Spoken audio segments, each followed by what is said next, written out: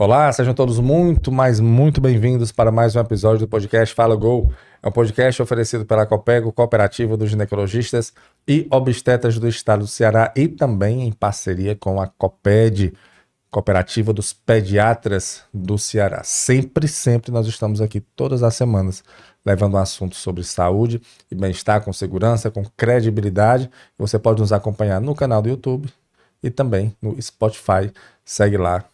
Fala Gol Podcast, e hoje a Renata trouxe mais uma convidada para conversar com a gente. Quem você trouxe, Renata? A doutora Josmara Furtado, que é mastologista, e vamos falar hoje sobre o aumento do câncer de mama em pacientes jovens. Doutora Josmara, tudo bem? Tudo bem, Crácio, prazer estar aqui com vocês, esclarecer umas dúvidas. Graças a Deus. E sempre é importante informações corretas, né? Informações corretas, doutora Josmara, é isso que a gente vem batendo nessa tecla, porque a gente observa hoje uma facilidade da gente conseguir informações, né? Na palma da nossa mão aqui, você abre aqui o celular, você consegue pesquisar sobre muitos assuntos, mas não necessariamente a resposta que você tem, você pode confiar, né? Então a gente está sempre trazendo aqui profissionais que têm credibilidade, que vivenciam os assuntos que a gente aborda aqui no dia a dia, para que a gente leve informação com segurança, com credibilidade que as pessoas podem confiar. Então, eu agradeço muito aqui a sua participação, tá bom? E principalmente por outro motivo, a gente observa hoje, doutora, e isso eu vou até entrar aqui no nosso assunto também, uma coisa que eu vou abordar, que o tempo hoje está muito corrido, né? Assim, os dias parece que estão ficando mais curtos e as atividades maiores, assim, mais atividades. E aí, quando o convidado tira um tempinho ali para conversar com a gente, sai um pouco da rotina, né? Fazer uma coisa diferente, a gente fica muito grato mesmo, tá? Muito obrigado. Dá até um certo alívio, assim, parar um pouco, né? E conversar de forma espontânea, sem um roteiro, para poder esclarecer o que a gente pode, assim, de forma simples e fácil. E é bom, eu gosto muito de quando a gente vai conversar, porque a gente tá sempre, hoje, se você observar, a gente tá sempre conversando e com o celular perto, né? Demais. Dá uma pausazinha, a gente olha aqui se alguém mandou uma mensagem, alguma coisa para responder. E quem trabalha com saúde, né, esse é até mais. Então, quando a gente para aqui um pouco, eu gosto de fazer esse podcast, quando a gente para um pouco aqui e fica aqui conversando, é o momento que a gente está aqui, né, no agora. E aí, doutora, é justamente para esclarecer algumas dúvidas, a gente conversar sobre, como a Renata falou, um assunto que nesse mês de outubro, né, que é o Outubro Rosa, está muito em alta, que é o câncer de mama. E tem uma particularidade que a gente observou, e esse é o assunto que nós vamos trabalhar hoje, que é o índice de câncer de mama aumentado em mulheres jovens. Isso é verdade? Está aumentando o câncer de mama em mulheres jovens? Eu acho que tem vários fatores que levam a esse aumento, né? Acho que tanto a disponibilidade dos exames, em realizar os exames, que acabam diagnosticando mais precocemente, tá? E tem que ver que é o cultural. Nem todos os países têm esse aumento perceptível, né? Mas a gente vê que em alguns lugares do mundo o câncer de mama cada vez está mais jovem, né? Então acho que tem vários aspectos, né? Dentre eles a gente pode ver a mudança da rotina da mulher de antes e da mulher de agora, né? Então são mudanças de hábitos em geral. Por exemplo, as mulheres anteriormente, há muitos anos atrás, tinham mais filhos. As mulheres, elas, vamos dizer, amamentavam mais, tinham filho mais precocemente. Hoje em dia, a mulher moderna, ela adia um pouco a gravidez, geralmente após 30 anos de idade. Que a gente sabe que tudo isso corrobora com os fatores de risco para aumentar as neoplasias de mama, né? Então, tudo que tínhamos antes era algo um pouco mais saudável, não se comprava em lugares que tinham conservantes, tudo emplastificado, tudo no supermercado. Antigamente, onde é que você comprava, né? Então, acho que são N coisas. E o câncer de mama, é importante a gente esclarecer que a maioria não é genético, tá? A maioria é chamada esporádico. Então, são essas alterações, ou seja, esses hábitos, essas mudanças que a gente tem percebido nas gerações, elas, ao longo do tempo, elas alteram o nosso organismo, né? Alteram o nosso DNA e lá na frente aumenta realmente os riscos das doenças em gerais. Então, assim, é mito isso de que você tem alguém na família que tem um câncer de mama? Necessariamente você vai ter também? Assim, o índice não é tão alto? Na verdade, como eu acabei de falar para você, que 80% é esporádico, né? Ou seja, não tem uma causa base. Mas 15 a 20% é chamado de hereditário ou familiar. Né? Então, o hereditário, ele está relacionado àquelas pessoas que realmente têm uma avaliação perceptível que tem várias pessoas na família com câncer de mama, tá? Então, se você tiver um parente de primeiro grau, como mãe, irmã com câncer de mama, ou filha, né? Sim. Com câncer de mama, você tem um risco diferenciado de uma pessoa que não tem história familiar nenhuma. Então, esse risco aumenta com a quantidade de parentes de primeiro grau ou segundo grau que você tenha de câncer de mama. Então, não é que você vai ter, mas seu risco é diferente de outra pessoa que não tem ninguém na família. Mas 80% não é hereditário. Então, assim, o câncer ele vem mais sem ser hereditário, né? Então... E geralmente elas pensam o contrário, né? Doutora Josmara, não tem ninguém na família, então não tem problema. Não é assim que funciona, né? Pois é. E falando em mulher jovem, a gente tem que primeiro classificar que mulher jovem, né? Como é que se classifica esse tipo de faixa etária. Sim. Né? Então, na literatura eles colocam que mulher jovem são aquelas mulheres abaixo de 40 anos de idade. E tem as ultra jovens, são abaixo de 30 anos. Né? E eu acho que é interessante falar até sobre a incidência do câncer de mama, porque tem já estudos que mostram, durante muito tempo a gente viu que não tinham estatísticas tão reais brasileiras, né? Geralmente são de fora, Sim. mais organizadas, os números em si. Só que em 2019 a gente tem novos números brasileiros, a partir dessa data tão interessante que a gente tem dados que comprovam esse aumento de casos de câncer de mama no Brasil, tá? Então, o que foi percebido no estudo chamado Amazônia 3, que é um estudo brasileiro, que eles avaliaram quase 3 mil mulheres, em vários estados do país, tá? E viram qual a faixa etária de maior prevalência do câncer de mama e a percentagem de pacientes. E é interessante que no mundo todo, em torno de 5 a 7% das mulheres têm câncer de mama abaixo de 40 anos. Né? É relativamente até baixo. Sim. Mas no Brasil, nesse estudo, ele percebeu, ele colocou como estatística que 17% das mulheres têm câncer de mama abaixo de 40 anos. Puxa então, eu vida. acho que a cultura, o meio onde ela vive é importante, certo? Além disso, as mulheres abaixo de 50 anos de idade, nesse estudo brasileiro, foram 41%. Né? Então, é muito relevante, até impressionante. É muito alto, né? Não, e em outros lugares do mundo, abaixo de 40 anos, de 5 a 7%, e aqui 17%. 17%. Inclusive, 10 anos antes, o pico de incidência é em torno de 53 anos, mas 10 anos antes do que realmente as mulheres têm lá nos Estados Unidos, 10 anos antes a idade de maior incidência no Brasil. Interessante, né? E é muito relevante, é preocupante. E aí foi bom você ter esclarecido a questão da mulher jovem, abaixo de 40 anos. 40 anos. E a ultra jovem abaixo de 30 anos. Então, o índice de mulheres que estão com câncer de mama abaixo de 40 anos, mas acima de 30 anos está aumentando. Abaixo de 30 anos já é mais raro, né? Raro, em torno de 5%, 3%, mas é real. Existe, Acontece. Né? Acontece. Geralmente as mulheres jovens com câncer de mama, elas têm um perfil diferente de lesões tumorais, né? De mama, câncer de mama. Geralmente são tumores um pouco mais agressivos, de comportamento, de crescimento um pouco mais rápido, certo? E estadiamento mais avançado. Nas mulheres abaixo de 40 anos? Mais jovens. Olha tem um que comportamento diferenciado. É diferente das mulheres mais idosas, que isso não é uma regra, claro. Tá? Existem as exceções. Mas as mulheres de mais idade, ou seja, as idosas, elas têm tumores mais indolentes, tá? Então, até a forma de tratar muda nas mulheres mais jovens, que geralmente não tem tanta comorbidade, tantas doenças associadas, né? Sim. Então, você trata, de certa forma, sendo a idade jovem, um fator de risco clínico considerável, até na indicação de um tratamento, como a quimioterapia, por exemplo. Então, assim, na mulher jovem, o câncer de mama ele vem mais agressivo, é isso? Geralmente mais agressivo. Interessante, né? Imaginei que pelo fato de ser mais jovem, né, o corpo está mais, vamos dizer assim, preparado para poder se recuperar, ele fosse mais, o impacto fosse menor, mas não, né? Não. Nesse estudo é interessante que ele coloca que em torno de quase 50% das pacientes era estadiamento 3 e 4. Né? Qual é a 3 diferença? é o chamado localmente avançado. Já tem a axila com linfonodos, com landrinhas palpáveis, né? Na axila, vinda da mama, essas células tumorais vêm da mama para a axila. E mais ou menos junto, né?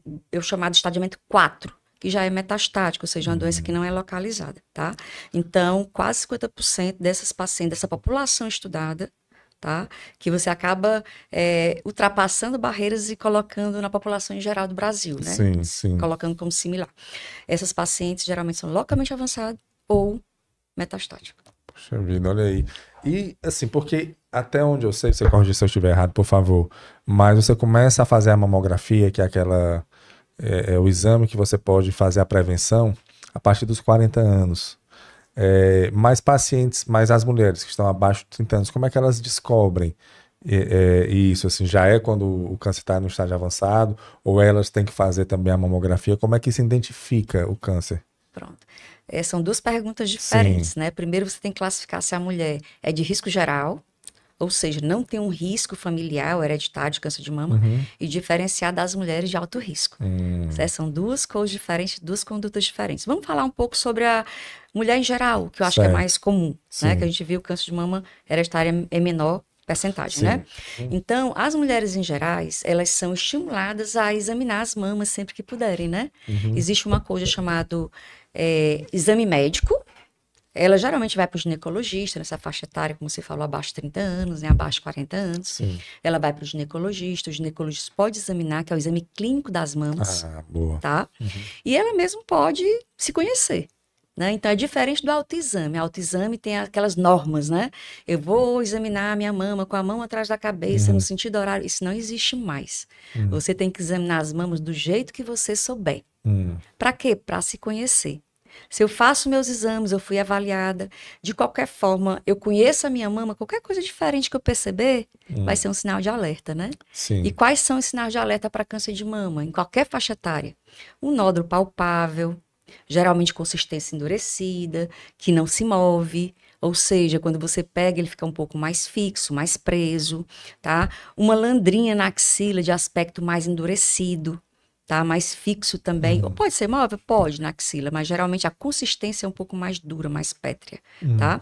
Outra coisa importante que a gente pode perceber é secreção mamária sanguinolenta ou ela cristalina, transparente, de forma espontânea, sem apertar. Tá? Se você apertar a mama, a mulher que já amamentou, depois dos 35 anos, vai sair alguma coisa, tá? Porque a mama já tem aquele estímulo, até mesmo os ductos mamários ficam mais dilatadinhos, mais grossinhos, certo? Mas as mulheres que não têm a secreção, que é espontânea, isso é um sinal de alerta também.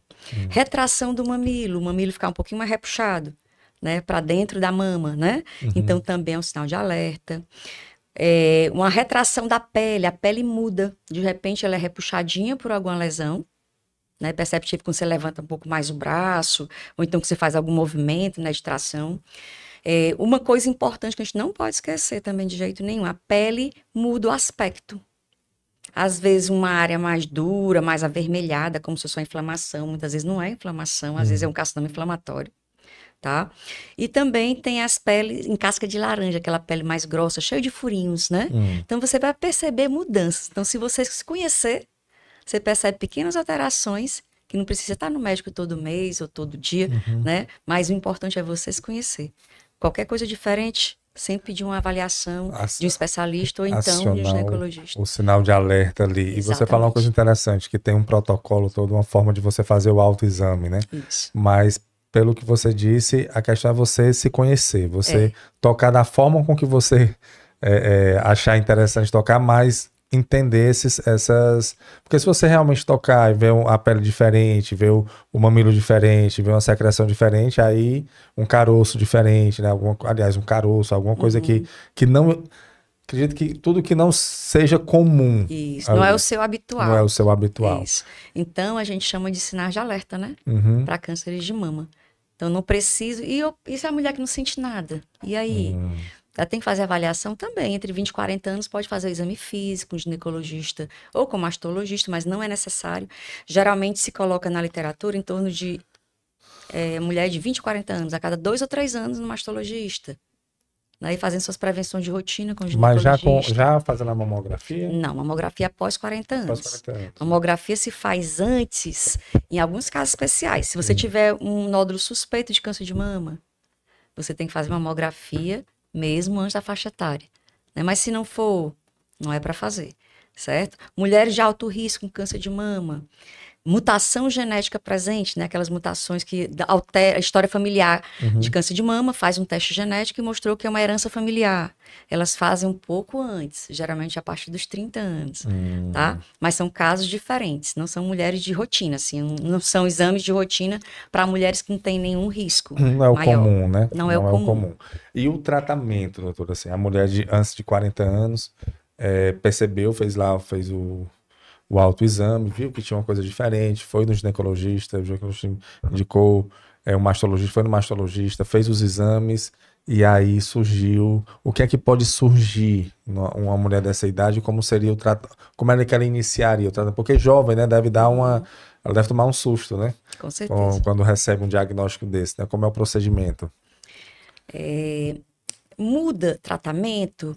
Geralmente as mulheres têm tumores mais agressivos, quando tive que os jovens têm mais agressivos, às vezes é necessário fazer uma quimioterapia antes, tá? Porque esses tumores que são de crescimento mais rápido, às vezes é necessário você tomar uma conduta mais imediata, né? Mas é sempre assim? Não, é muito individualizado, cada caso é um caso diferente, né? Mas a mulher precisa fazer uma cirurgia radical? Não necessariamente. Né? Então, tudo depende de vários fatores, do tipo de tumor, da localização dele. O tempo que ela descobriu também, talvez, né? Assim, se já tá com muito tempo ou não tem diferença. Às vezes o tempo nem tanto, depende mais do tipo mesmo. Do subtipo que ela tem, para saber se vai fazer a quimioterapia antes ou não. Depende também do tamanho, depende. Tumor mais rápido, crescimento mais rápido, você tem que tomar a conduta mais imediata, né? Então, tem vários fatores, é individualizado, né? Cada um. Então, eu sempre digo para minhas pacientes, não se impressione com a história de ninguém, né? Sim. A sua história é sua. Né? Você então, está construindo aqui. Você está construindo. Então, uma amiga minha aconteceu isso. Não é assim que funciona, tá? Aí não foi legal dela. Não é assim que funciona, né? O tratamento de cada um é individualizado. Mas, normalmente, o último caso seria a cirurgia?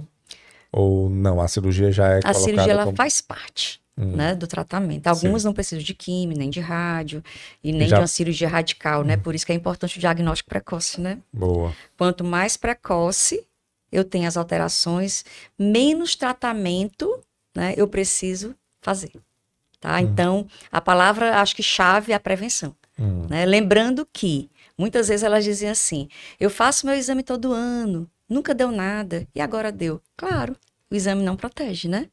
Ele vai diagnosticar precocemente. Então, se eu fizer todo ano, eu vou ter tumores menores. Né? E tem aquelas pessoas também que dizem, eu fiz meu exame recente, apareceu alguma alteração. Isso é raro acontecer, que é o chamado câncer de mama de intervalo. Você fez o exame, tá tudo ok, não deu nada. E às vezes em poucos meses aparece alguma coisa rápida. São aqueles tumores de crescimento um pouco mais rápido, que a gente chama de câncer de mama de intervalo. Ainda bem que não é tão comum, mas existe? Existe. Por isso que é importante a autoconscientização da mama, que não é mais o autoexame, né? Sim. É a estratégia de conscientização. Examinar sempre que lembrar, de qualquer forma, para se conhecer.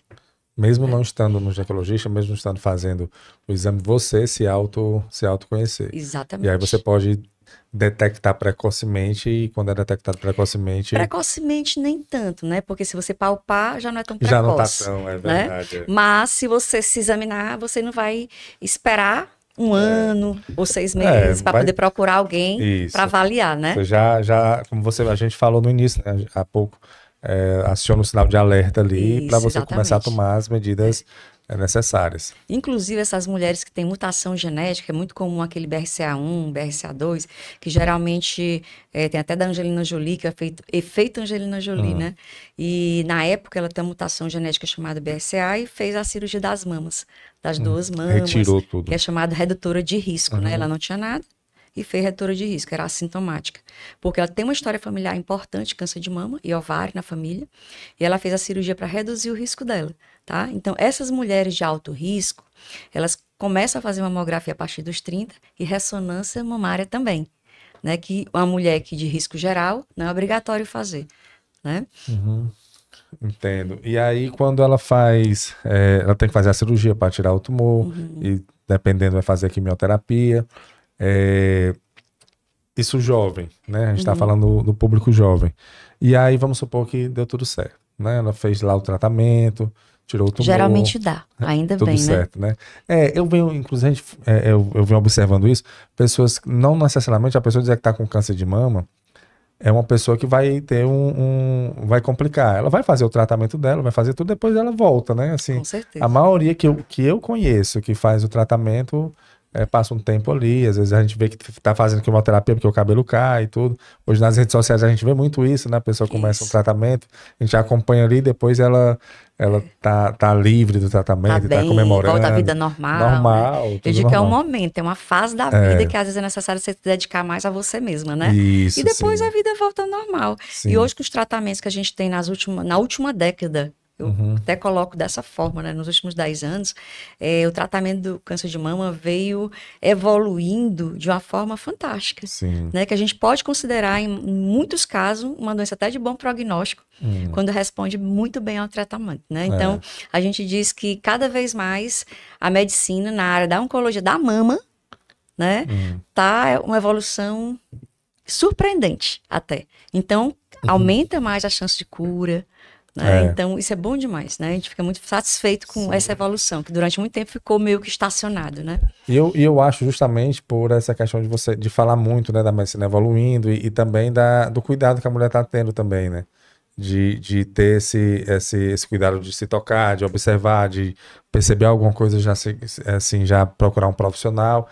E aí eu acho que tudo isso vai ajudando. Mas aí essa mulher jovem aí, né, abaixo de 40 anos que descobriu, fez o tratamento, e como você falou muito bem, normalmente é curada, né, assim, é o normal, né, ser curado, fazendo tudo direitinho. Corre o risco de voltar? Tipo assim, depois dos 40, depois da menopausa, em algum momento da vida corre o risco de voltar? Esse risco de voltar, como eu acabei de falar para você, é individual, né? Depende muito do tipo de tumor que a pessoa tem. Né? Os tumores considerados um pouco mais agressivos, chamado triplo negativo, um chamado HER2, que é outro subtipo, eles têm um maior risco de recidiva mais precoce. Mas tem uma coisa bem clara que tem que deixar, né? Sim. Quando a gente começa a tratar, é para tratar por completo, né? Se vai voltar ou não, a gente não tem como saber, tá? Então, quando a pessoa, doutora Josmari, se voltar, eu disse, vamos primeiro tratar, né? Se eu pensar em voltar, eu nem começo a tratar, né? Claro. Então, tem que ser positiva, tá? Antes de tudo, tem que estar com a cabeça muito boa, tranquila, com apoio familiar, né? Fazer suas rotinas de trabalho normal. Se quiser continuar a trabalhar, pode. Acho que até quanto mais se ocupar, melhor. Continuar fazendo atividade física, ou se não fazia, começar a fazer, que isso também melhora, diminui o risco de recidiva, diminui vamos dizer, um aumento de risco de ter um câncer de mama até da outra mama, né? Inclusive, é importante melhorar os hábitos. Tudo isso não é só para quem não tem câncer de mama. Claro. Isso para quem tem também é fundamental. Deixar o peso adequado, né? Então, é um conjunto de coisas, não é porque eu já tive que eu vou deixar tudo para lá. Pelo contrário. Eu já tive, então, aí um alerta até para você mudar os hábitos, né? Um alerta para você se cuidar um pouco mais. O que na verdade, era para todo mundo seguir, né? De regra. Porque não é só para mama, né? É para tudo, né? É para tudo, né? É para tudo. É para tudo. E para mama, como a gente observou aí, que 80% não é hereditário, né? O seu estilo de vida, né? Como você vai se conduzindo. O estresse, né? Era isso que eu ia perguntar. Assim, o que é que leva... fora o fator hereditário, né? A pessoa ter quais são assim quais são os hábitos que podem gerar um risco para ter o câncer de mama? Pronto. É multifatorial, são vários fatores, não é um único. Né? Então, recentemente uma pessoa falou para mim, doutora Josmari, eu tive 4 filhos, amamentei os 4 e tive câncer de mama. Ela esqueceu que ela era obesa, ela esqueceu que ela é sedentária, ela esqueceu que ela tinha depressão, né? Então, não é só um fator protetor, né? É um conjunto de fatores também que vão ajudar a aumentar o risco ou diminuir o risco, né? Então, tem os riscos modificáveis, que são os externos, e os não modificáveis, que são meus, né? Então, risco geral, vamos supor, eu tenho maior risco de câncer de mama ou não? Então, acabei de dizer que as mulheres ter filhos mais tarde é um fator de risco, né? Depois dos 30, né? Depois dos 30 anos já é um fator de risco para câncer de mama, né? A mama está mais imatura ainda, né? Não foi, vamos dizer assim, estimulada a amadurecer, de diferenciar as células dela, né? Então, é a mama mais suscetível às alterações. Mulheres que não amamentam, é uma proteção? É, mas geralmente a proteção seria pelo menos 1 ano de amamentação de cada filho, né? Outra coisa importante, álcool. É uma coisa simples, né? Vamos tomar uma bebida, um vinho. Se for tomar, é só uma taça. Eu não vou precisar tomar inteira, né? Então, até o consumo de álcool, ele aumenta o risco de câncer de mama. Olha aí. Né? A mulher que menstrua muito cedo, né? Ou seja, menstrua antes dos 12 anos, para de menstruar depois dos 55, ela tem maior exposição de hormônios ao longo da vida. Né? Reposição hormonal, que é um grande mito durante muito tempo, né? As mulheres podem, aumenta o risco de câncer de mama, aumenta, mas a gente tem que ver o risco e o benefício do uso. Às vezes os benefícios são maiores que os riscos. Né? A mesma coisa o anticoncepcional oral de longo tempo de uso, mais de 10 anos. Então são N fatores, são vários fatores, né? Sedentarismo é fundamental, você percebe muitas pessoas sedentárias geralmente são mais obesas, né? Então, atividade física melhora, diminui esse risco. Mesmo quem tem alteração genética já reduz o risco. Já ajuda, né? Entendeu? Então, não é só não ter câncer de mama na família, né? Então, até tendo, você consegue reduzir o risco a longo prazo. Fazendo mudanças de hábito, Mudanças né? de hábitos. hábitos. Olha que interessante, você falou algumas coisas aí que não são... tipo assim, muito complexas não, né? Não, são simples, né? São simples. E na realidade vai fazer bem não apenas para prevenir um câncer de mama, mas para a sua vida de uma maneira geral, né? Exatamente. Você falou aí, atividade física, alimentação, álcool, melhorar né? a alimentação, né? Alimentação, hábitos mais saudáveis. né? Você, uma pessoa com peso muito alto, né? Se você tem que ter hábitos mais saudáveis, você tinha falado do estresse também. O estresse, ele é um ele é um gatilho, né? Para muita mesmo? Coisa, né? Então, acho que o estresse, a vida que a gente vive hoje de correria, até nosso estresse de hoje é diferente do de antes, né? Então, tudo tem mudado. O celular, como você acabou de falar, é o estresse. Né? Então, a gente tem que procurar meios de ficar sem estresse é difícil, né? Mas de reduzir o estresse. A gente tem que procurar meios. Às vezes é uma coisa mais simples, mas que ajuda, né? Por exemplo, desativar as notificações do telefone. É difícil. Né? E olhar de vez em quando, se dá uma olhada, né? Porque aquilo também é uma coisa estressante. Então, tem várias coisas que você pode fazer para aliviar o seu estresse. Mas eu vou dizer em relação ao estresse. A gente vem conversando aqui com muitos profissionais da área de psicologia também. E eles vêm falando justamente do celular, né? Do uso do celular. Porque hoje em dia o celular, ele não é mais um aparelho apenas que você faz ligação, né? A sua vida tá ali, né? Assim, tá ali o seu banco, né? Você é num banco para sacar um dinheiro, hoje você faz um Pix ali pelo celular. Tá ali olha que esse aparelho que fez. Por isso que o estresse em relação a ele é alto. Ele conseguiu colocar a sua vida pessoal e a sua vida profissional no mesmo ambiente. No mesmo ambiente. Né? Então, da mesma maneira que você responde alguém da sua família por uma coisa pessoal, você embaixo tá uma conversa de alguma coisa profissional e você vai lá e responde. Então você consegue fazer muitas coisas ali. São informações simultâneas, né? Ao mesmo tempo. E quem está a gente consegue estar em vários lugares. A gente conversa com a pessoa do trabalho, a gente conversa com um parente, a gente pesquisa uma coisa aqui, a gente responde um e-mail aqui, a gente paga uma conta aqui. A gente lê um livro. A gente lê tudo aqui no mesmo ambiente, na mesma hora. Então, quem está em vários lugares ao mesmo tempo acaba não estando em lugar nenhum, né? É verdade. Porque você é um pouco de você em vários locais. E aí você falou aí que o estresse ele dá um gatilho para o câncer, para muita coisa. E você iniciou falando da mulher moderna, né? Que a mulher moderna hoje ela está vivendo isso. Ela está vivendo isso. Então talvez seja um fator também por essa precocidade, né? de mulheres com câncer de mama, né? Porque vai desencadeando aí, vai dando um gatilho para isso. E aí você orienta também as suas pacientes a diminuir o estresse. E como é que elas fazem para gente?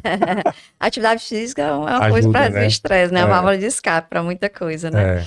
Mas você tem que dividir trabalho, né? E dividir horas também de descanso, de lazer. Né? Não é só trabalhar. Não. Eu tento fazer isso sempre, às vezes é difícil, né?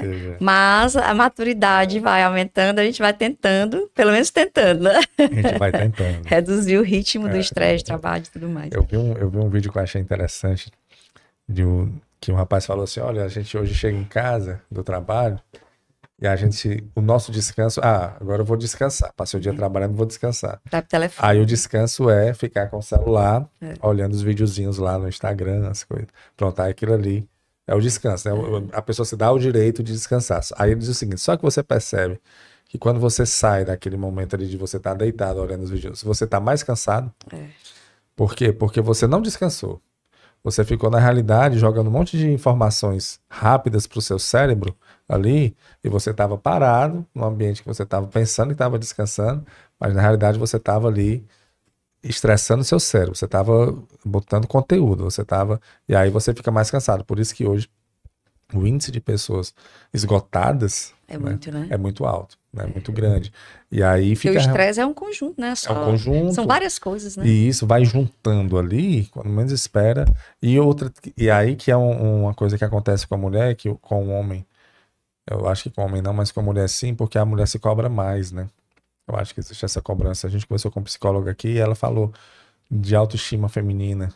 E um dos pontos é esse, a mulher ela tá se cobrando muito, ela tem que ser uma boa esposa, tem que ser uma boa mãe, tem que ser uma boa filha, tem que ser uma boa profissional, né? Tem que ser uma boa dona de casa, tem que ser muitas, e no final das contas ela é um fardo muito grande que ela não tá conseguindo alcançar, e aí isso reflete em algumas patologias, uma delas, como a gente viu aí, com certeza. O câncer de mama. Então, isso também é um fator de risco. Com certeza. Né? Como eu falei, estresse são várias coisas, né? Não é uma coisa pontual, né? Então, são várias formas do estresse, né? Sim. E aí, doutora, aí a mulher, ela detectou, fez o tratamento, vamos supor que ela tem que tirar a mama, certo? Porque alguns casos acontecem, né? Acontece. De você, dependendo, como você já falou, dependendo do tipo de câncer, se ele for mais agressivo, do tamanho que ele está, da localização, vai ter que tirar a mama. E aí, tirando uma mama, necessariamente tem que tirar outra, assim, para não ter perigo do câncer ir para outra mama? Como é que é esse procedimento? Pronto. Para tratar cirurgicamente, a gente tem que saber o subtipo tem interferência? Nem tanto. Né? A gente diz que se for para recidivar, ela vai recidivar. Se for um tumor mais agressivo, pode, mas pode ser que não aconteça. Né? Então, a gente tem que tratar de forma curativa mesmo. Né? Então, é importante a gente lembrar que a mastectomia é um tipo de cirurgia. Né? E hoje em dia a gente tem técnicas melhores, mais estéticas, porque a parte psicológica é importante também, né? Acho que anda junto. Né? Mas não é importante, é importante também. Claro. Né? Então, se você conseguir fazer uma cirurgia de uma forma mais favorável esteticamente, visivelmente, porque a mama é a identidade da mulher, né? A mulher com um jovem, com menos de 40 anos. Ela vai se né? ver todo dia, ela vai se olhar no espelho, né? Então, a parte psicológica, para mim, é super importante. Então, se eu tiver um nódulo que não é tão grande, proporcionalmente à mama, às vezes é grande, mas a mama é grande, né? Você pode tentar fazer uma cirurgia menor. Se eu tiver vários tumores na mesma mama, aí já tem uma indicação diferente. Então, depende de vários fatores, né? Então, a mastectomia, uma das cirurgias podem ser feitas. E, na maioria das vezes, se não tiver nenhuma alteração na pele, se preserva areola, mamilo, né? Pele da mama. Se o tumorzinho estiver um pouco mais distante da areola e do mamilo, você consegue também preservar. Né? Então, fica uma cirurgia mais aceitável, fica com cara de mama de verdade, né? Você bota uma prótese no local onde estava a mama, né? E então, a cirurgia que a gente chama de... como é que chama? A gente chama de cirurgia de mastectomia, preservando a areola, pele e mamilo. Então, esteticamente fica bem melhor. Às vezes, tem casos que não se consegue fazer isso. Se o tumorzinho estiver atrás do mamilo, atrás da areola, vai mexer. Aí você tem um risco de recidiva local. Então, tudo que você tira com margem de segurança, ou seja, pensar só na estética de jeito nenhum, né? Tem que tratar, primeiramente, né? Mas se você consegue tirar na mastectomia ou num quadrante, que é retirada só de um pedacinho da mama, né? De um setorzinho da mama, com o tumor bem no centro, com margem de segurança, sem nada ao redor, livre, né? Você consegue tratar de forma efetiva. Tá? Então, não necessariamente precisa tirar a mama inteira. Depende de cada paciente, de vários fatores, né? Outra coisa importante, precisa tirar outra? Né? Então, tem tipos de tumores que têm a incidência maior de bilateralidade. Alguns subtipos, né? Às vezes é necessário. Mas é obrigatório? Não. A cirurgia bilateral seria mais indicada para quem tem realmente uma história de teste genético mutação. tá? Um exame já alterado. Da Angelina Jolie? Exatamente. Então, se eu tiver uma alteração de mutação, essa indicação é importante, porque eu tenho maior risco de ter do outro lado. E a mulher que teve de um lado, ela vai ter necessariamente do outro? Não, esse risco é em torno de 0,4% ao ano. É pouco, né? Então, em 20 anos, seria como? Em torno de 4%. Né, em 20 anos. Então, assim, não é um risco muito alto. Que vale a pena você... Exatamente, que aumenta também as complicações, né? A cirurgia de maior tempo. Então, será que é necessário sempre fazer bilateral? Não necessariamente. Algumas querem simetrizar, deixar uma mama parecida com a outra. E, às vezes, pode ser indicado? Pode, mas existem outras formas de simetrização. Né? Então, se eu puder tratar a mama que está doente, seria o ideal. Né? Porque se você não atrasa seu tratamento, se tiver alguma complicação, porque cirurgias também têm complicações. Claro, claro. Né? Então, a gente tem que, não é tão simples tirar uma mama e pronto, não. Existem outras coisas que podem acontecer, como o tempo da cirurgia, longo, aumenta outros riscos, né? Infecções na mama que não tem nada, de repente, né? Então, tudo tem que ser pensado bem, explicado bem para a paciente e bem indicado. Perfeito. E aí você falou da estética, né? Que é muito importante a questão psicológica, né? Principalmente a gente falando aqui de mulheres jovens, né? E a cirurgia, já vai fazendo uma cirurgia plástica junto com a cirurgia que está sendo feita para retirada ou não?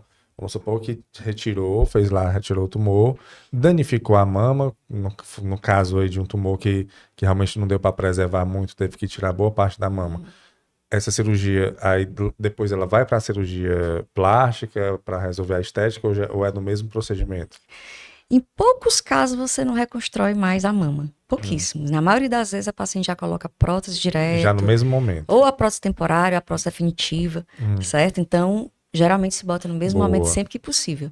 Tá? Quando a gente não consegue, realmente tem que tirar muita pele e não consegue colocar de cara, né? Muita pele comprometida, por isso que é importante a prevenção e o diagnóstico precoce. Claro. Quanto menor o tumor, né? Maior tudo, né? Melhor o tratamento e menos cirurgias radicais, né? Melhor tudo, né? Melhor porque tudo. O tumor tá menor, facilita na hora de você retirar, facilita a recuperação, Isso. né? E o tratamento ele melhora, fica mais fácil. Porque quando tá grande, porque não é só o tumor que você tira, pelo que eu percebi aí, né? Você tem que tirar uma margem de segurança, né? Exatamente, para ele não voltar. Então, se ele tá, quanto maior o tumor, maior a margem de segurança. Mais né? segurança tem e maior que a mama que você vai ter. Na verdade, a mais segurança que a gente fala não precisa não ter um número exato. Tem, mas é uma margem que não chegue rente ao tumor. Claro. Não pode estar tocando nele, uma né? borda, então, assim, se você tem um tumor grande, precisa tirar a margem maior, não necessariamente, mas você vai tirar uma área maior do tumor que vai fazer falta na mama. Na mama, sim. Né? Então, você vai tirar e vai fazer um defeito grande. Sim, sim. Então, em alguns casos, a mastectomia é indicada por conta disso. A mama pequena, tumor grande, aí você acaba fazendo a cirurgia maior, né? Mas, até o quadrante, que é retirar só um fragmento da mama com a margem de segurança, vai ficar a mama diferente da outra? Às vezes fica. Você pode simetrizar as duas, levantar as duas de forma como se fosse uma plástica mesmo, estética, teoricamente, né? Obviamente, sendo de forma para tratar o tumor. Sim, né? Claro. E levantar, deixar mais ou menos parecida, que também é algo que ajuda muito na parte psicológica da paciente e tudo mais. Né? Porque quando ela faz a cirurgia, doutora, eu não sei se ela faz, e aí, como você falou que cada caso é um caso, né? Mas normalmente a quimioterapia, ela vem antes da cirurgia ou é após a cirurgia? Sempre tem que ter a quimioterapia, ou não necessariamente, às vezes com a cirurgia já se resolve? Elas trabalham em conjunto, como é que funciona? Eu acho que um dos grandes medos das mulheres, acredito que não seja apenas a cirurgia em si, né? Mas a quimioterapia, né? Pela queda do cabelo. Pela queda do cabelo, exatamente. Né? Que aí entra a questão que também é uma identidade da mulher. Sim. Né? Faz parte do contexto, né? Então, muitas também têm esse medo da queda do cabelo e tudo mais. Então, por isso que a gente fala, quanto menor o tumor, melhor para tratar, somente com a cirurgia se for muito inicial, né? Mas se eu tiver um tumor pequeno, e o subtipo chamado não favorável, tá? Às vezes é necessário fazer quimioterapia mesmo com tumor pequeno. Ou antes ou depois. Então, antigamente, era só os tumores grandes que faziam quimioterapia antes. Né? Há bom tempo isso já não existe mais. Não é. tá? Sim. Hoje em dia, até um tumor pequeno, por ser um tumor triplo negativo, né? Ou seja, sem hormônio positivo, os receptores hormonais negativos, eles têm indicação já de fazer a quimioterapia, mesmo em tumor menor, né?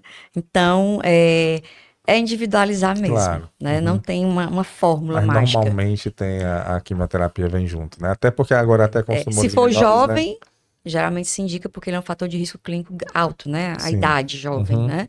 Mas é muito individualizado mesmo, não tem uma receita, né? E hoje em dia a gente tem as assinaturas genéticas, que são a avaliação do tumor, o risco que ele tem de voltar ou não, né? Até isso você pode fazer para indicar a quimioterapia ou não. Quando você acha, talvez, será que precisa, né? Então, tem testes já que a gente pode fazer para avaliar a necessidade ou não, naqueles casos da dúvida. Tem casos que a gente não tem dúvida, né? Sim. Então, eu acho que tudo tem mudado. Evoluído muito, de uma forma muito favorável. Positiva, sim. Né? E tanto no tratamento, né? Como também na própria cirurgia, a evolução dela, né? Pois é. Antigamente era tudo muito radical, né? Você falou aí que a mulher, a preocupação com o psicológico, a mulher sai já com a mama reconstruída. Exatamente. Né? Então não tem aquele impacto de ver que existia, eu não diria há pouco, mas há um tempo atrás era assim, né?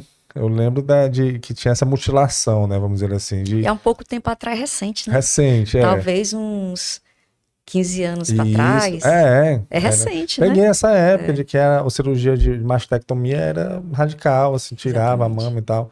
E impactava muito. E hoje não, já há essa preocupação de estar junto ali. E a quimioterapia, se ela tiver, dependendo também do tratamento, acredito que seja... Porque a quimioterapia, são sessões, né? Isso. Que você faz. Aí talvez, dependendo também do tipo do tumor, vão ser menos ou mais sessões. Ou mais sessões. E talvez até menos ou mais medicações, né? Isso. E aí, essa questão da queda do cabelo, que talvez, que realmente eu acredito que seja um dos grandes problemas para as mulheres, pode até não acontecer, né? Ou toda quimioterapia acontece, mesmo que seja pouca. Porque as quimioterapias são chamadas citotóxicas, né? Ou seja, elas alteram tanto o ovário, né? Em mulheres jovens, né? Diminui até a paramenstruação, pode gerar até uma menopausa precoce, em alguns casos, né? O que acontece? As mulheres hoje em dia têm a touca, né? Que é a chamada touca fria, que bota na cabeça, que é um uso longo, né? Ou seja, você chega antes para fazer a químio, faz a químio com a touca no cabelo gelado, depois fica um tempo depois para reduzir a queda, mas cai. Né? Então, a maioria das quimioterapias para mama, elas têm esse efeito de cair, porque ele não age só na área, é no corpo inteiro, né? Não tem como ser diferente. E a gente tem que tratar de qualquer forma, né? Infelizmente. Mas depois volta, né? Volta direitinho. Olha aí. Viu? Volta normal. Às vezes volta até mais bonito, Olha né? aí, tem uma renovada, né? Às vezes volta até mais bonito. Boa. Em relação à fertilidade, certo? Assim, quem faz o tratamento, a mulher jovem que faz o tratamento para câncer de mama, deu tudo certo, ficou curada, ela vai ter alguma dificuldade pelo tratamento? Impacta alguma coisa na dificuldade de engravidar? Pode ter. Então, a idade é um fator relevante até para avaliação. Se tiver um tumor de mama um pouco mais perto da menopausa, maior risco ela entrar em menopausa. Certo? Então, a mulher abaixo de 40 menopausa anos... não vai conseguir mais. Isso. Mas, quanto mais jovem elas forem, menos chance de entrar na menopausa precoce. Claro, mas elas voltam normalmente, podem engravidar. Pronto, essa é a pergunta. Né? Se for uma paciente, está tratada, já passou-se 2 ou 3 anos de uso da medicação, que geralmente a maioria dos tumores são chamados luminais, receptor de hormônio positivo, né? Então, essas mulheres tratadas com receptores hormonais positivos, que são de bom prognóstico, já se passou 2 ou 3 anos, você pode dar uma pausa na medicação oral, que você pode fazer até 5 anos, ou 10, tá? Então, essas mulheres fazem uma pausa, podem engravidar, e depois, quando tiver a gravidez, voltam a tomar medicação para complementar o tempo restante. Isso já tem estudos que nos mostram que existe essa segurança, não impactando na recidiva da doença, né? E nem atrapalha o tratamento dela, nem a cura dela. Boa. Tá? Então, isso é uma coisa muito boa, né, da gente ver, porque... E também existe a possibilidade, naquelas pacientes, se você tem que fazer um tratamento mais longo, você pode, ou tem que operar, fazer a quimioterapia primeiro, ou antes de uma quimioterapia após cirurgia, você pode também congelar óvulos, captar óvulos, né? Através da reprodução humana, né? Sim. Se capta óvulos e esses óvulos captados, eles podem ser congelados para futuramente, ou embrião, né? Para futuramente, terminando o tratamento ou aguardando o tempo ideal para poder implantar e você engravidar. Então a gente conversou aqui, né? com os profissionais sobre congelamento de óvulos, é bem interessante.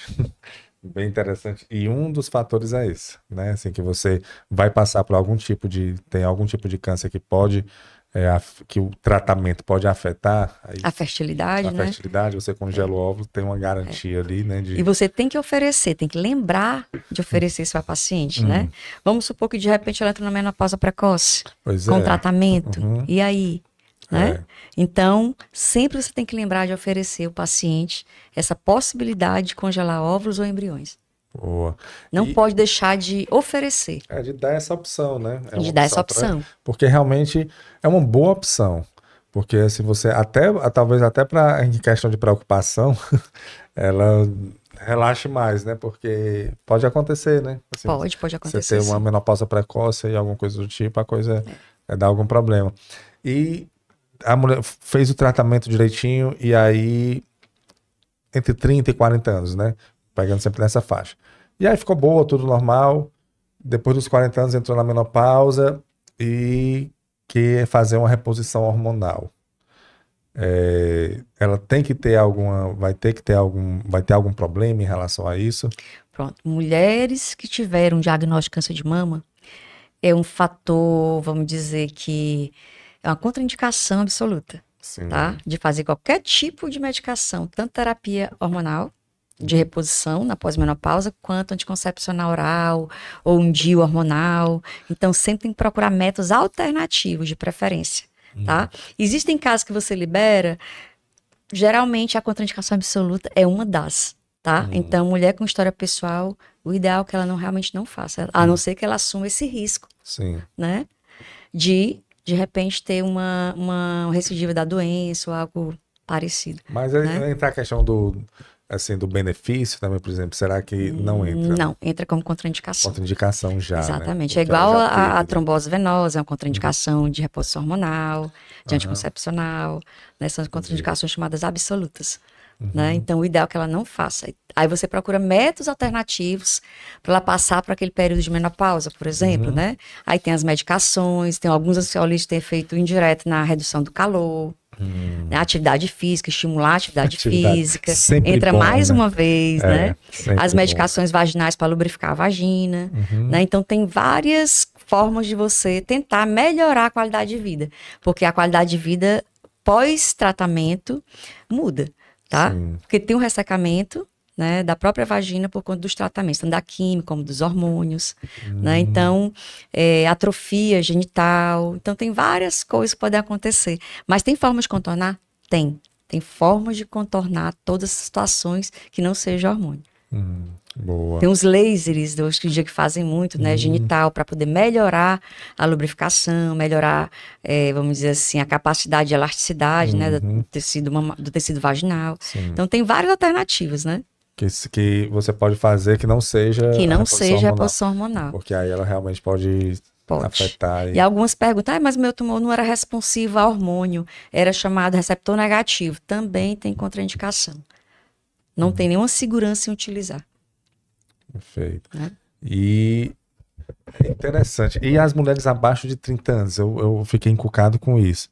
Abaixo de 30 anos, tendo câncer de mama, chega também? Eu sei que é muito pouco, mas chega. É menos, né? Então, 5% das mulheres no Quantos Brasil. Menos 5% das mulheres no Brasil. Mas existe.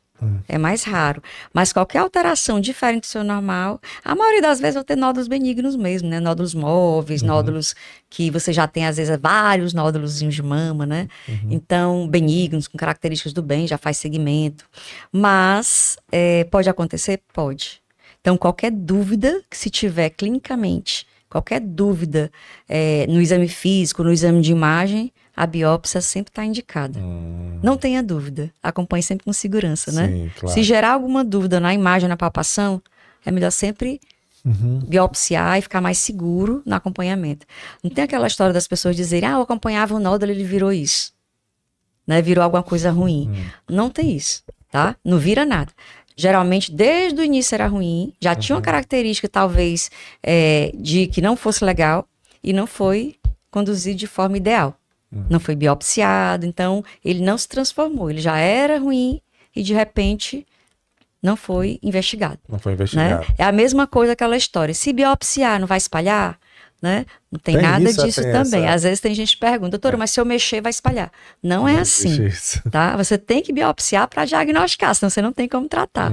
Né? Até a forma de tratar muda, dependendo do Acho que tipo. Elas pensam isso porque, né? Quando... Isso é lenda, né? Isso é coisa antiga, mas é porque né? eu acho que mexeu ali, aí descobriu o que era, aí era pronto, então foi por causa da biópsia. Não foi, igual aos traumas. Às vezes você leva uma pancada na mama, é porque apareceu, eu tive uma pancada tal época, então eu levei agora. Isso também não existe. Ou seja, você nunca teve o hábito de examinar e chamou a atenção aquele trauma que você teve, você pegou algo diferente. Né? Então... sempre tem que estar alerta para isso, né? Esse cuidado. Você vem batendo muito nessa técnica, então mulheres abaixo de 30 anos também tem que fazer esse autoexame, né? É importante. Conhecer, né, importante. A gente disse que o câncer de mama não tem idade, né? Existe o pico de incidência maior, mas à medida que a idade aumenta, o envelhecimento aumenta também o câncer de mama. O câncer de mama. Só que tem um porém, né? Na mulher com mais idade, ela é menos agressiva, né? Mas tem as exceções, né? Sim, existem as exceções também, assim, mas geralmente ele é mais né? indolente, vamos dizer assim. Né? Olha que interessante. Então, assim, meninas acima de 20 anos, a partir de quantos anos você indicaria o autoexame, ficar observando ali? A partir entre 20 e 40 anos, como eu já tinha comentado, né? Já é interessante fazer sempre essa autoconscientização das mamas, sempre no ginecologista, né? E pelo menos a cada 2 ou 3 anos procurar um mastologista para ser avaliado, examinado. Né? Perfeito. Depois dos 40 é anual. Uma dúvida, porque sempre quando eu vou fazer meus exames de rotina é passada a OS mamária.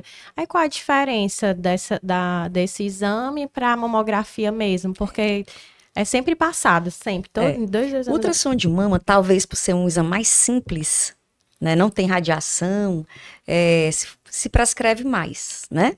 Então, a mulher abaixo de 40 anos, que não tem nenhuma alteração assim palpável, visível, às vezes o ginecologista pede de rotina, até o próprio mastologista às vezes pede de rotina, talvez por ser um exame simples. Mas a mamografia é o único exame que tem impacto na redução da mortalidade. Certo? Como assim impacto na redução da mortalidade? E já foram feitos vários estudos que mostram que o diagnóstico precoce, pequenas alterações, nem nódulas, a calcificação, que só vê nela, tem impacto em mortalidade. O ultrassom seria um complemento da mamografia. Tá errado, então, pedir antes dos 40? Por ser um exame simples, eu acho que não tem problema nenhum realizar. Tá certo? Você vai ter mais diagnóstico de lesões benignas, obviamente. Ainda bem, né? Mas não tem problema nenhum realizar, mas não é um exame de rastreamento. Você não consegue rastrear Você não consegue rastrear um câncer de mama pelo ultrassom. Por quê? Porque quando você tiver um nódulo, ele já é um nódulo. Né? Você não vai ter um diagnóstico tão precoce. Tem coisas que a mamografia vê que o ultrassom não vê. Tem coisas que o ultrassom vê e a mamografia não vê. Então, de certa forma, é complementar ao outro. Sendo a ultrassom complementar a mamografia. Mas a mamografia é a única que consegue realmente pegar na raiz ainda. Exatamente. Geralmente ele consegue identificar coisas menores, né? Coisas que o ultrassom às vezes não consegue, são as calcificações. Né? Porque o ultrassom ele pega já... Ele vai identificar um nódulo ali, mas já está feito. Né? E essa redução de mortalidade, pelos estudos que já foram feitos, é em torno de 30% a 40%.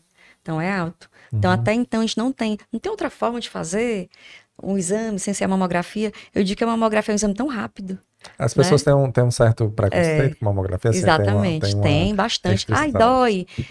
É tão rápido que na hora que vai doer já acabou. Já acabou, né? Né? Então é uma coisa de segundos, nem minutos, segundos. Não, é um desconforto, é uma coisa tolerável e rápida. Né? Você não precisa fazer todo dia também, né? É uma vez por ano. A dor é maior se você tiver que tratar o câncer, né? Isso é verdade. Né? É verdade. Então, e às vezes você tem tanto medo de fazer, e quando você chega lá, nem é aquilo que disseram, né? Por quê? Porque já foi feito aquele... E hoje em dia tem exames, tem técnicas de mamografia, como uma mamografia 3D, que infelizmente não está disponível nem pelos planos de saúde e nem pelo SUS, que ele vamos dizer que ele tem até a menor compressão. Né? Então a sensação de dor é menor. Entendeu? Porque ele consegue, ele não aperta muito. Aperta, mas não é aquele aperto tão acentuado, né? Ele pega a mama de todos os ângulos, como se fosse uma mamografia normal, convencional, mas ela tem uma sensação de compressão menor. Entendo. Entendeu? Mas hoje em dia eu acho que é muito rápido, é segundos. Eu mesmo faço a minha, não sinto nada. Né? E salva vidas mesmo, né? Exatamente. Salva tem mesmo. Tem impacto na redução da mortalidade, né? Porque você conseguir descobrir dar um diagnóstico precoce, né? Com certeza. Muda tudo, né? Tudo, né? O tratamento muda tudo, muda a vida da pessoa. Então... E sempre no mês de outubro tem as fake news, né? O WhatsApp, como a gente acabou de falar, com as mensagens de repetição. Não dá pra confiar. Que a mamografia causa câncer. Né? Mito mamografia, total, né? Pronto. Então, as mulheres abaixo de 30 anos não têm indicação de fazer mamografia de rotina. Por quê? Aí sim a radiação pode ser um fator importante, até de absorção maior de radiação, porque a mama tem mais glândula. Tá certo? Então, não é indicada, a não ser que ela tenha alguma coisa suspeita para poder indicar abaixo de 30 anos de idade. Mas, as mulheres após 40 anos, essa radiação é aceitável. Tá certo? Ou seja, ela é aceitável e não tem esse risco maior de induzir um câncer de mama. Tá? Então, isso aí não é um fato real, isso aí é mito. Tá certo? Então, muitas perguntam exatamente sobre isso. É porque eu recebi uma mensagem, aí uma passa para outra para outra, né? Então, isso não é real. Isso é mito. Pelo contrário, né? Isso é mentira, nem um mito, é mentira mesmo, né? É mentira, não causa câncer. Exatamente. Né? Pelo contrário, ela salva vidas. Pelo contrário. Ela dá o diagnóstico perfeito. E o ultrassom não vê coisas tão pequenas. Sim. Né? Ressonância também, às vezes, não vê coisas tão pequenas. Então, a mamografia é um complemento, não. É importante sempre estar no meio desses exames. Né? Ele é necessário. Perfeito. Agora é interessante falar justamente por isso, porque as pessoas podem perguntar, mas se ela é tão importante, por que não começa a fazer já com 20, 30 anos? Mas é justamente porque a mama de 20, 30 anos, ela tem mais glândula, vai absorver realmente mais radiação. E a leitura da mama é modifica... diferente. Quanto mais jovem, mais glândula a mulher vai ter. Aí fica difícil de detectar. Que é o que chama de mama densa, que é a mama mais branca no raio-x. E quanto mais idade, a mama é mais adiposa, né? Mais gordurosa. Então, quando eu tenho um nódulo, eu vejo melhor, porque geralmente ele é branco também. Então, a mulher mais jovem, a mama é mais branca. E o nódulo, se for branco, se for muito pequeno, às vezes não consegue ver. O ultrassom complementa. Entendi. Né? Mas tem coisas que só ela vê. Né? E mulheres de mais idade, geralmente a mama é mais gordurosa. Então, o nódulo é branco, se destaca mais, que a mão fica mais escurinha. Então, você pode até fazer com menos de 30 anos e não detectar, mesmo tendo por causa dessa densidade. Quanto mais branca, mais glândula vai ter e menos sensível, ou seja, menos capacidade de diagnosticar as alterações. Né? Mas cada caso é um caso à parte. Aí volta, né? Cada caso é um caso. Né? Não tem como. Cada caso é um caso, não tem como. Pois, doutora, muito obrigado. A gente já está se caminhando aqui para o final. Você tem mais alguma coisa que você gostaria de alertar que as nossas queridas mulheres... O alerta é o de sempre, né? Que a prevenção é o mais importante para o nosso cuidado com a nossa saúde. Né? Porque a prevenção, os hábitos, para a redução de risco, as mudanças de hábitos para hábitos mais saudáveis, não é só para o câncer de mama, é para todas as neoplasias em geral. Né? Até para o nosso bem-estar. Né? Então, a prevenção, eu acho que é a palavra que é fundamental, né, para poder você ter uma vida com melhor qualidade. Perfeito, né? Perfeito. E não é tão complicado, né, você mudar os seus hábitos, era para ser simples. Né? Eu acho que fácil talvez não seja para muita gente, né? Claro. Mas eu acho que se você se organizar, você consegue realmente ter alguns momentos para poder fazer esses meios para diminuir o seu risco de várias coisas, né? Então, até para melhorar o estresse, até para melhorar, ter um tempinho para atividade física, né? Se você não puder fazer 1 hora, faça meia hora. Comece, né? Comece. Faça alguma coisa. Né? Tudo é questão de hábito mesmo. Tem uma expressão, é bem clichê, mas ela é muito certeira. Quando você não cuida da sua saúde, um dia você vai ter que cuidar da sua doença, né? Exatamente. E é fato mesmo, a gente pode cuidar agora. E essas pausas que a gente dá um pouquinho na vida, até para respirar um pouco, elas são importantes. Demais, né? Demais. Eu vi uma frase uma vez que eu achei super interessante. Você sabe qual a importância das pausas, né? Então, as pausas são importantes até para você tentar organizar e melhorar sempre sua vida de uma forma mais saudável. Né? E que hoje está difícil. No trabalho, em tudo. Tudo hoje está difícil, né? Tá. Eu vejo muita gente... A gente recebeu uma convidada aqui que ela disse que as pessoas estão com obesidade mental. muita informação. O cérebro com muita informação, as pessoas não estão sabendo lidar com isso. E feliz daquele que consegue ter paz interior nos dias de hoje, viu? Grande riqueza que eu acho hoje é você conseguir ter paz nesse mundo tão atribulado que a gente está vivendo. Então, pode prestar atenção, você chega perto de qualquer pessoa, converse um pouquinho com ela. É mil problemas, né? Um pouquinho, se você chegar um pouquinho e perguntar assim, como é que você tá, mas como é que tá aquilo, paz, vai uma enxurrada. Às vezes eu tenho medo de perguntar, olá, tudo bem? Como você tá? Às vezes eu tenho medo de perguntar você isso, tem sabe? tempo? Porque e às vezes eu não pergunto, olá, bem-vinda. Olá, quanto tempo, né? Tem que ser assim, porque se perguntar, você tem tempo, sente aí. Você tem tempo, sente aí, que eu vou conversar agora, Renata. Às vezes eu evito perguntar. Então você tem que estar preparado para ouvir. A gente diz que tem que ter as formas de se blindar um pouquinho, né? Tem, porque às vezes é adoecedor. A gente tem os nossos problemas já, né? E aí os outros estão aí para jogar coisa para cima da gente também. Exatamente. Tá difícil. Tá tentar ser mais leve, relevar pequenas coisas que não importam. Eu tento fazer isso diariamente. Josmara tá sempre assim, tranquila. Não, me estressa também, mas coisas simples não dou nem bola. Nem faço nem um esforço nem de contestar. Eu coloquei só aceito. Eu coloquei uma máxima na minha vida que o único problema que eu vejo hoje é problema de saúde. Pronto. Aí é um problema que... Mas os outros são situações. Situações que a gente tem que resolver, né? Pronto. Quem quiser brigar comigo, brigue. Mas eu não brigo com ninguém. Pronto. E é interessante isso, doutora Josmara, porque quando a pessoa vem muito armada, vem muito... E a gente consegue manter a nossa calma, que é o grande desafio, você manter o controle perante as adversidades. Se você não entrar na frequência da pessoa, ela entra na sua frequência. Não sei se você eu já percebi isso. É aprender sempre com os acertos, né? Você não precisa ser igual para poder aprender. Exatamente. Você precisa ser diferente. Né? Então, eu sempre digo que a gente tem que aprender com os nossos acertos. Para sempre ficar acertando, né? Sempre. E não com os nossos erros. Com nossos erros, é verdade. Então, eu sempre penso nisso. Então, se a pessoa quiser discutir uma coisa que eu acho que não tem nada a ver, eu digo, olha, eu acho que não é assim. Mas é assim, então tudo bem. Eu acho diferente, eu acho assim, mas eu não discuto mais. Tudo bem, né? É vida que segue, porque tá difícil. Renata, queria deixar um Instagram da doutora Josmara. Pronto, é josmarafurtado.mastologia. Aqui ela, Josmara Furtado. Foto bonita, né? Você tá aí. O Beto Student da BSPA. Né? Ele disse que eu sou vizinha dele, lá no BS, né? É no BS. Ele só no BS. O escritório dele é lá no BS, é? É, no BS. Rapaz. Uma simpatia, educação. Ele é, né? Fiquei impressionada. Ele é bom. Então você tem seu Instagram também, que você também dá informações aí também, né, doutora? Sim. Perfeito. Instagram hoje, pode voltar, no Instagram hoje é uma grande ferramenta, né, assim, de você, para você passar informação, né? Eu olho muito pouco, assim, eu tenho... Olho, assim, talvez durante uma semana, que a gente tem como checar, né? Sim. No máximo, umas 3 horas por semana.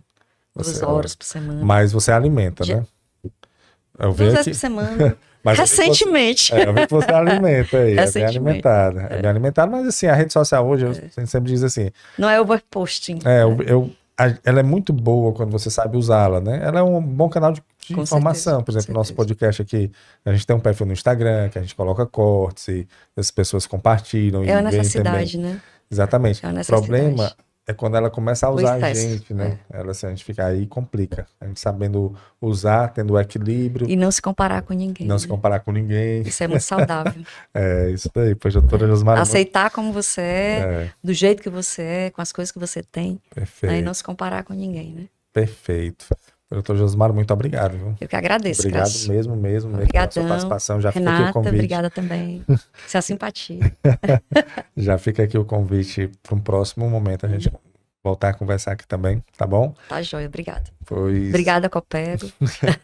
E você que nos acompanhou também, muito obrigado. Esse foi mais um episódio do podcast Fala Go. É um podcast oferecido pela Copego, Cooperativa dos Ginecologistas e Obstetras do Ceará, e também uma grande parceria com a Coped, Cooperativa dos Pediatras do Ceará. Saúde e muita paz para todos nós. E até a próxima, se Deus quiser.